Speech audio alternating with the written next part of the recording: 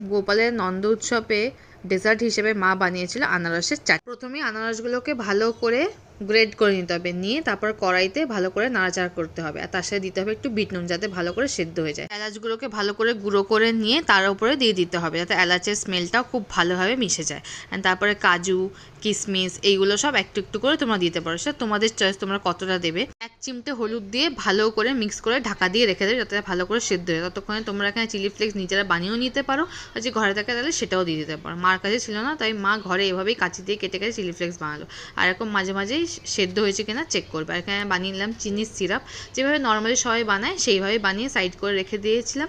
তারপরে সেটাকে ভালো করে আবার অ্যাড করে দিলাম। জলটা যখন দেখবে একদম টেনে গেছে, তারপরে তোমরা লেবুর রস অ্যাড করে নেবে, ব্যাস তাহলেই রেডি একদম টেস্টি ডিলিশিয়াস আনারসের চাটনি।